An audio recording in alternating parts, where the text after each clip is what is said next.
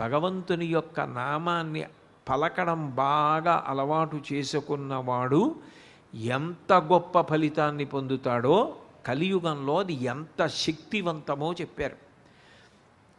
భగవన్నామం పలకడానికి శౌచదోషం లేదు.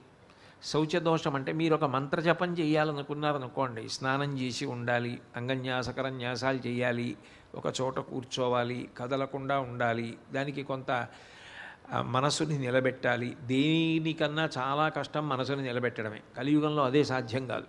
మనసుని నిలబెట్టాలి. మంత్రాధిష్టాన దేవతని భ్రూమధ్యమునందు ధ్యానం చేస్తూ మంత్రజపం చేయాలి.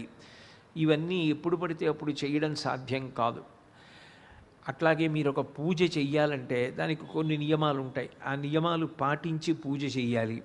సరే, యజ్ఞయాగాదులు హోమాది క్రతువులకు నియమాలు మరీ ఎక్కువ ఉంటాయి. భగవన్నామమునకు మాత్రము ఏ నియమము శాస్త్రము విధించలేదు. భగవన్నామం పలకడానికి ఆయన ఏ స్థితిలో ఉన్నాడు అన్నదానితో సంబంధం లేదు. అందుకే పంచమ వేదంగా భారతాన్ని మహానుభావుడైనటువంటి వ్యాసుల వారు లోకానికి అందజేశారు. నమోస్తుతే వ్యాస విశాల బుద్ధే పుల్లారవిందాయత పత్రనేత్ర ఏనత్వయా భారతతైలపూర్ణ ప్రజ్వాలితో జ్ఞానమయ ప్రదీప అంటారు.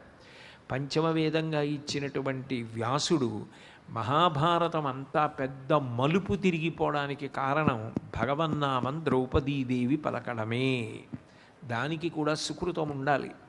అంత కృష్ణ పరమాత్మతో కలిసిమిలిసి ఉండే పాండవులకు అంత కష్టం వస్తున్నా, అన్ని కోల్పోతున్నా కృష్ణుడి జ్ఞాపకం రాలేదు, కృష్ణ అనలేదు.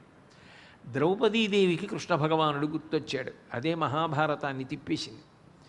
అదే ఆవిడ ప్రతిజ్ఞ చేయడానికి కారణమైంది, భారత యుద్ధానికి కారణమైంది, ఆవిడ మాన సంరక్షణములకు కారణమైంది, ధృతరాష్ట్ర మహారాజు ఆవిడ్ని విడిచిపెట్టడానికి కారణమైంది, పునర్జూతానికి కారణమైంది, చిట్ట చివరికి అరణ్యవాస అజ్ఞాతవాసములకు, ఉద్యోగ పర్వానికి, భారత యుద్ధానికి, ధర్మ ప్రతిష్టాపనకు కారణమైంది. అంటే భగవన్నామం అంతగా కథని తిప్పగలదు.